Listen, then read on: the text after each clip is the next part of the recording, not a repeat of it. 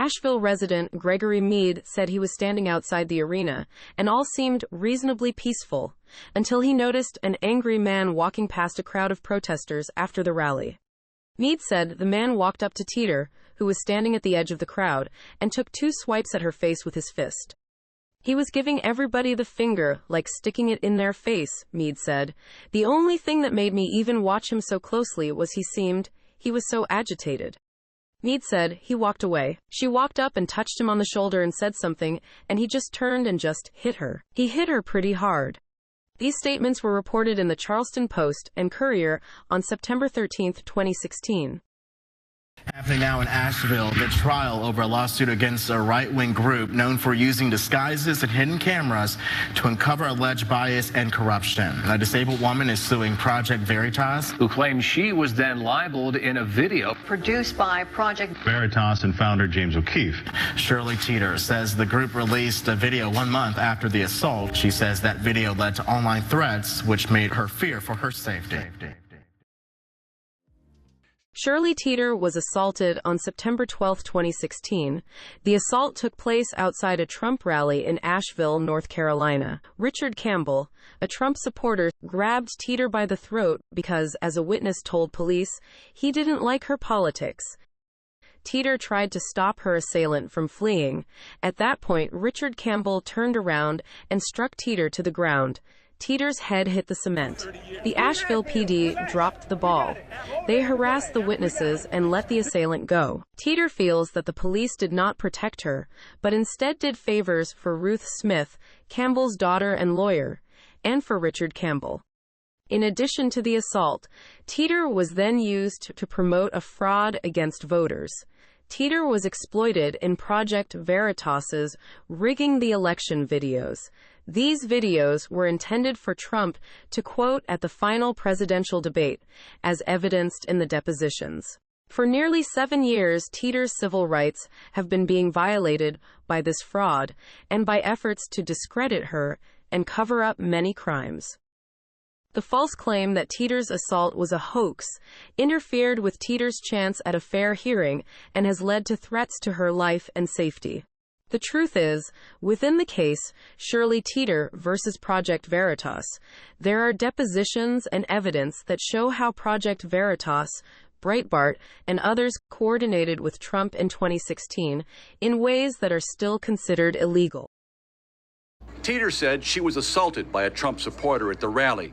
Charges against the man were later dismissed. Teter denies she was a political operative. Teter sued Project Veritas, claiming its videos defamed her and ruined her reputation, leading to threats against her and her family. Remember this woman? Her name is Shirley Teter. I was assaulted at a Trump rally, and because of the press and the public being told that I was lying, I was unable to get help from any of the law enforcement people in Asheville. Ruth Smith told Breitbart News at the time that Teter had made up the whole thing. Because I didn't have any official representation behind me, I was taken on the ride of my life by the media. Eventually, as the word traveled through the country that I was a liar, nobody wanted to take anything I had to say seriously. Of course, I told the truth at every stage of the ordeal that I went through. A 69-year-old woman was punched in the face at a North Carolina Donald Trump rally. She was punched in the face. 69-year-old Shirley Teter is a fighter. She's fought back from a major surgery and fought for causes. My whole life. She protested for civil rights against the Vietnam War and now adds Donald Trump to her list. Why did I get involved yesterday at my age? Because I ran into another situation that was sickening my heart. Protesters met Trump supporters before the rally. Teter was having fun. Whenever groups of them would start chanting Trump, Trump, Trump, Trump, I would chant back, dump, dump, dump. It was comical to a lot of people. After the rally, Teter experienced something she never saw in all of her protests. After the rally, Teter was assaulted twice. Watch as the man his attorney says has cataracts and poor vision, led by his wife's hand, nearly trips over the curb, leaving the cellular center.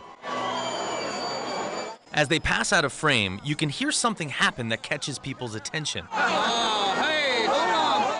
The first assault happened off screen. The next clip shows the first assault that somehow went unreported. Richard Campbell grabbed Teter by her throat.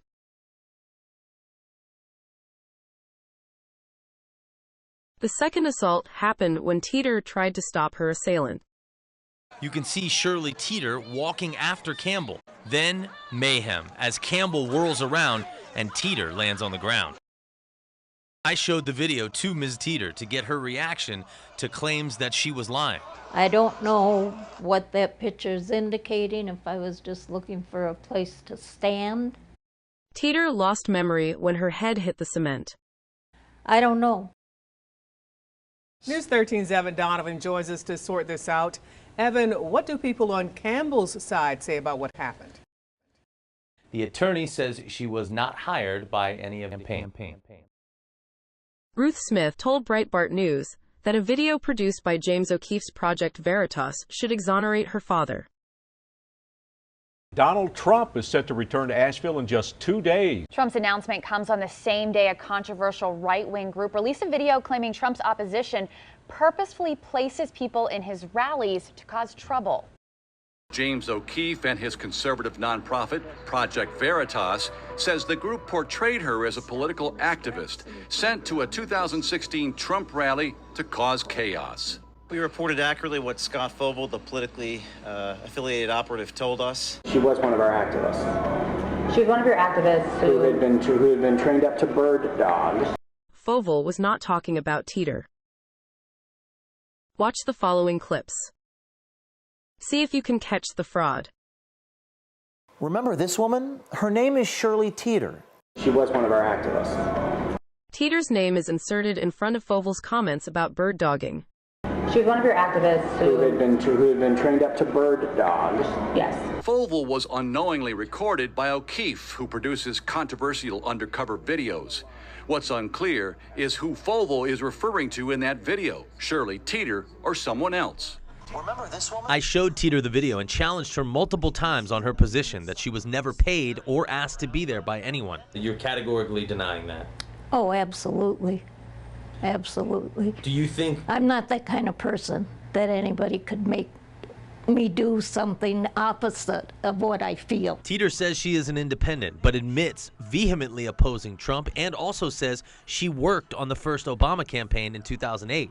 As to Mrs. Teter, O'Keefe's video asked viewers to believe operatives recruited a 69-year-old woman on oxygen to stand on a rope line with reporters from 6 a.m. and that he trained her 2 weeks ahead of time for an event that wasn't even announced 2 weeks ahead of time. Shirley Teter took her case against James O'Keefe and his group called Project Veritas to court this week. Today, the judge sided with the group, known for its controversial undercover videos. Ms. Teter, would you like to say anything? Not at this time, thank you. She would have to prove that the false statement was conscious indifference to her rights. After Teter is assaulted, she was exploited by Project Veritas and others. That's called fraud, and that's conscious indifference to her civil rights. Early in the 2016 election cycle, Trump began to encourage violence at his rallies. I don't know if I'll do the fighting myself or if other people will. Maybe he should have been roughed up because it was absolutely disgusting what he was doing. I'd like to punch him in the face, I'll tell you. He wanted to incite and provoke their violence for his own political gain and for his own strategic objectives. Try not to hurt him. If you do, I'll defend you in court. His supporters punched and kicked another protester and promised to pay the legal fees of the assailants. That's offering to pay for violence after the fact. Do you plan on paying for the legal fees of this older gentleman in North Carolina who sucker punched the protester? Well, I'm going to look at it. I'm going to see, what was behind this, because it was a strange event. I've actually instructed my people to look into it. After violence in Chicago and North Carolina, Trump instructed Project Veritas to look into the violence at his rallies. In April 2016, Project Veritas begins to spy on the Hillary campaign.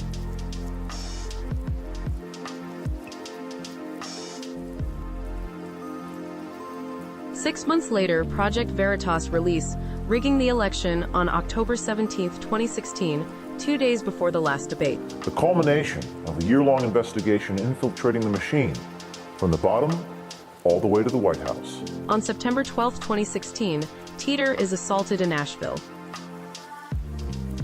The next day, Breitbart and Project Veritas start working with Ruth Smith. Together, they fool voters, the police, the DA, and a federal judge.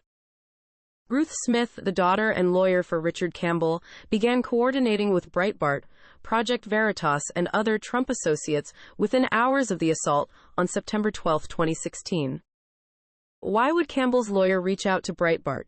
Months earlier, Trump began to ask for violence from his supporters, and he made it clear that he would help his supporters with their legal fees.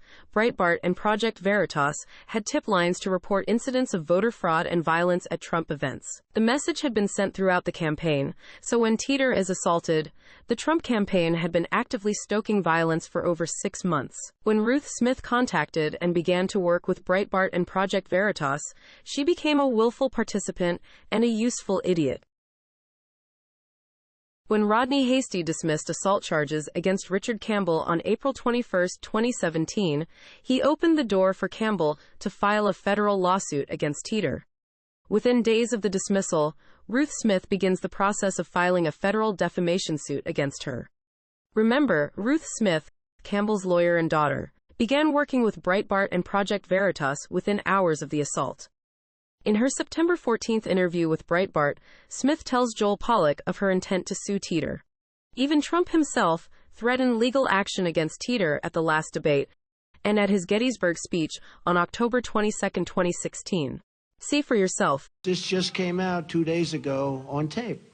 We didn't know this. We were amazed at the level of violence. These were paid operatives, paid by the DNC and probably the Clinton campaign.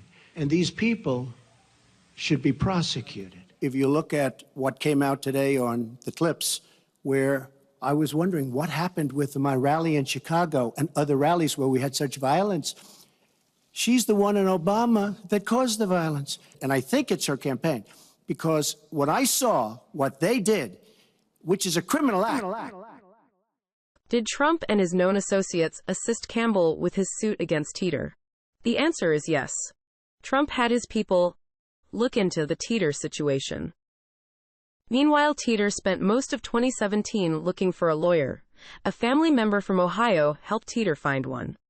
No outside group or individual helped Teter, not Hillary Clinton or some other group, as Judge Martin Carl Reidinger recklessly suggested in his 2022 opinion. It's in 2017 that Teter and her lawyers file a federal counterclaim to Richard Campbell's claim of defamation. Teter also files a federal complaint against Project Veritas for defamation. Both cases are attached together, and both cases are assigned to federal judge Martin K. Reidinger. Before the cases go to trial, there is a mediation for the Campbell versus Teter suit. When Campbell's side provided evidence for discovery, a photo from video showing Richard Campbell grabbing Teter by the throat emerged. This is why Campbell settles with Teter. This is the only money that Teter receives other than her Social Security. The judge would have known this because Teter's financial information was presented to the court. After the federal hearing in 2019, the clerk of courts deemed Teter indigent, making Project Veritas cover their own court costs. Then in 2022, Project Veritas appealed the clerk of court's 2019 decision. This time, Chief Justice Reidinger made Teter pay Project Veritas court costs. At this point, the judge claims that Teter has been less than candid with the court, and that maybe she was connected to some group. So why would the judge speculate about Teter's source of support when he already knew where it came from? Another point to remember from the 2019 decision is that the judge ruled there was no actual malice, because, as he said, Project Veritas made a mistake regarding Teter. So if Project Veritas were mistaken, and if the judge knew where the money came from, why does he offer up a conspiracy theory for his opinion in 2022? They had their sympathetic plaintiff. They had 6 or 7 lawyers put us through depositions, put our undercover reporters through depositions. A very uncomfortable experience. Most journalists don't like to disclose their sources and methods. We were forced to. James is uncomfortable about what's in the depositions. The depositions reveal the sources and methods of a fraudulent organization. Was Shirley Teter a bird dogger? I can only speak to what Scott Fovel said about Ms. Teter. Well, was she? Exhibit 31 seems like a draft letter under Project Veritas letterhead. This is what we would refer to as a direct mail letter. So you've read it? Yes. And you were trying to use Bob Kramer's lawsuit as a vehicle for soliciting donations? I wouldn't characterize that to be the goal. What was the goal? To keep doing our work. And you mentioned the $1 million lawsuit to try to get donations, right? I don't think that these lawsuits are generating any type of revenue for Project Veritas. It probably affects us in a positive way because we're raising more funds. Project Veritas Action Fund? For either entity. So a federal judge says, hold up, right before the verdict. He says, I can't even let this go to a jury. There's too many things at stake here. These are fundamental principles. These people had quoted Scott Fovel accurately. What, you're going to sue him because James O'Keefe didn't ask follow-up questions? The judge rules Teter's defamation a mistake, not malicious.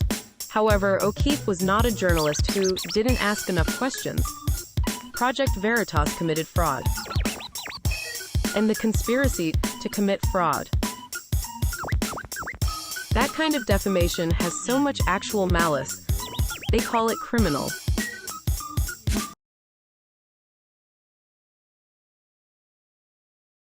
To understand what happened to Shirley Teter, it helps to understand where her civil rights were violated. Teter moved to Asheville, North Carolina in the summer of 2015. Before Asheville, she lived in Upper Peninsula, Michigan.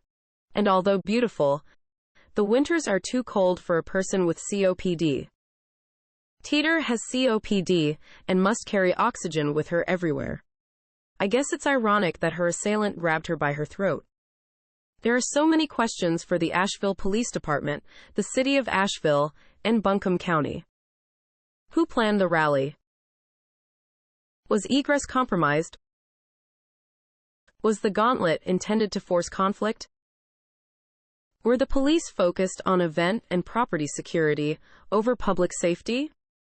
If the police were expected to do both, were there enough police throughout the crowd to ensure public safety? Asheville police scare witnesses away from the scene. They harass the witnesses that try to help. And instead of attending to Shirley Teter, the police protect the assailant and then let him go. The police fail to get the report right. After the assault, the police try to dissuade Teter from pressing charges. The police have stonewalled the family when they have tried to present evidence to recharge the assault as a felony. Shirley Teter's civil rights were violated in Buncombe County. Rodney Hasty, the assistant DA, was not fair with Teter. Hasty barely communicated with her, until at the end when he announced that Campbell's assault charges were being dismissed. Teter had been led to believe that she had a say in her assault being prosecuted. I'm not sure, but I think they call this maneuver a force. Ruth Smith was not forthright with the DA in her dismissal letter. In it, Smith quotes Project Veritas and refers to Shirley Teter as a political tool. Did Ruth Smith tell the DA she was working with known associates of the Trump campaign? We will never know for sure what Hasty knew or didn't know, because he died from a drug overdose. For this reason, the family of Shirley Teter demands that her case be reopened. It should also be mentioned that Buncombe County is within North Carolina Congressional District 11. Mark Meadows was the congressional representative for the district when Teter was assaulted. He may have first-hand knowledge of Teter's assault case, her further exploitation, or the cover-up. Teter did not deserve to be assaulted for simply expressing her political views. Teter deserves to have her civil rights defended by law enforcement and in a court of law, with a jury of her peers. James O'Keefe has continued to exploit Teter for fundraising. The last act was on Tim Pool's Timcast on May 31, 2023. I was sued countless times for defamation, including one by Shirley Teter. I won that in federal district court at jury verdict. James is lying in this statement. The judge wouldn't let the jury decide. Instead, the Federalist Society judge made a directed verdict. And the lawyers, the plaintiff's lawyers, these are like the Hillary Clinton lawyers. James is also lying in this statement. Teter and her lawyers are not connected to Hillary, the Democrats, or any other group. I don't know how this old woman could afford like 5 lawyers. That's another story. I don't know who is funding these lawyers, but that's another story. Does James really want to expose this phantom conspiracy? Or is he trying to cover up his own conspiracy to defraud voters? Is there a conspiracy? To what extent is Creamer involved in this Teter thing? That's certainly interesting. And by the way, if that's the case, it will be exposed. This is the reason that O'Keefe continues to exploit, harass, and intimidate Teter. I just wanted to ask, Shirley Teter, she was recently ordered to pay Project Veritas's legal expenses relating from the lawsuit. I don't understand. Yeah, she was linked to Democracy Partners. I just wanted to ask, will you pay her legal bills? She's an old woman. Mrs. Clinton, James O'Neill, Project Veritas. Are you going to pay Shirley Teter's legal bills that she owes Project Veritas now? Mrs. Clinton, Shirley Teter, you're going to leave an old lady out to dry? She owes us money, Project Veritas. We expose everybody. A judge ordered you to pay costs. Shirley Teter, remember her? Do you want to take down James O'Keefe? Are you going to pay the bill? It's $15,000, sir. You are trespassing from this house. Get off our property or I'll call the police. Okay, it's not on your property, ma'am. I'm standing on the street. That's fine then. Over the years, Teter's name and image have been used by several news outlets and individuals to advance a fraud against voters in 2016. They include Breitbart, Sinclair Broadcasting, Fox News, Project Veritas, InfoWars, Alex Jones, Roger Stone, and so many others. Breaking news right now with Roger Stone, who, as we get closer to the end here, we're going to have him on every day if he can do it, along with James O'Keefe, that heads up Project Veritas, that has just absolutely, I think, would win the Most Valuable Player award in this overall 2016 election, exposing the organized crime. And I mean, I hate to nominate him for that because I want that, and I'm sure Drudge wants that. I guess Drudge is calling it the coach, and so is Roger Stone. But I tell you, Most Valuable Player, the guy that scored, most of the touchdowns in the game that have been so devastating, along with WikiLeaks. It's hard to say who, folks, but I got to tell you, James O'Keefe doesn't want the credit. He wants to beat these people, but here he is joining us via Skype with Mr. Stone. So a great surprise to have you there with Mr. Stone. Well, let me start here. I urge people to give to James' program. It is the tip of the spear. And he has been able to learn and document things that have been vital to this overall effort. You'll recall, Alex, that many months ago I said here on InfoWars that the demonstrations at the Trump rallies that burst into violence was all being instigated by Soros-paid operatives wearing Bernie T-shirts as a false flag. We now know that all of that is accurate, thanks to the work of Veritas.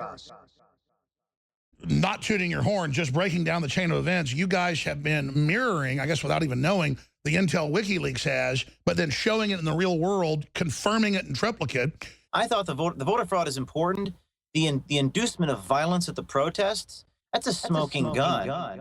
Basically illicit attacks on women or having security drag out women that were causing disturbances. I mean, this is premeditated. This is absolutely criminal. So you got into the hornet's nest when you filmed Robert Creamer. His group, Democracy Partners, and one of his colleagues, a man named Scott Fovel, are on tape talking about inciting violence at Trump rallies, talking about using mentally ill people to, in their words, foment and stir up trouble. Trump mentioned these videos in the debate, the final debate with Hillary Clinton. We were the only videos mentioned in that debate.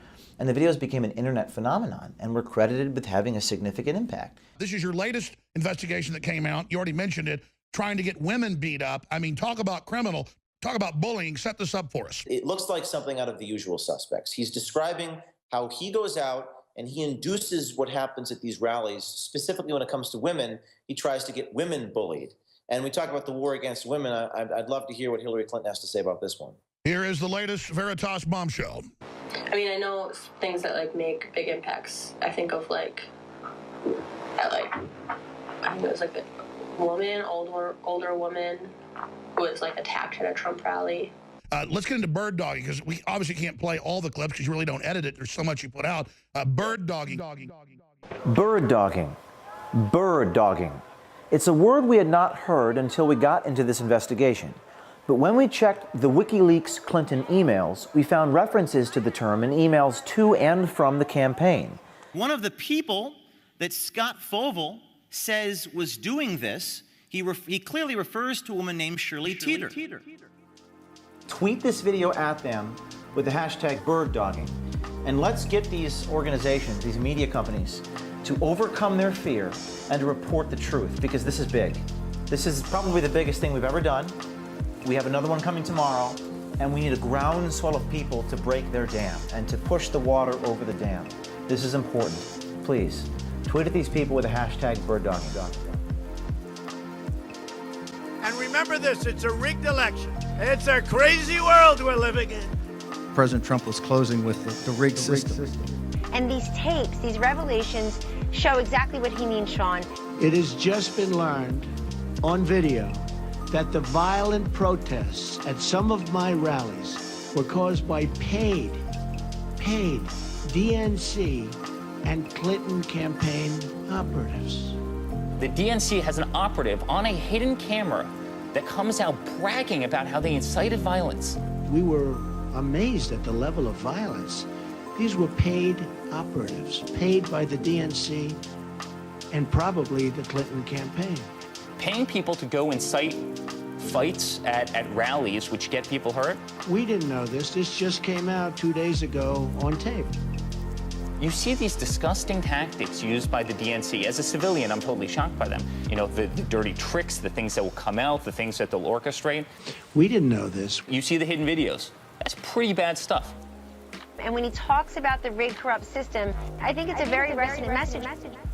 Just like we found out about these paid violent protesters, it was probably the DNC and the Clinton campaign that put forward these liars with their fabricated stories. But we'll find out about their involvement at a later date through litigation. Not only was Teter a victim of stochastic violence, she was then used to sell a complex voter fraud. She is still being defamed as of June 2023. Project Veritas is still harassing Teter. It's a fraud that is putting her safety at risk. Teter is an American citizen. She has civil rights. He wanted to incite and provoke their violence for his own political gain and for his own strategic objectives.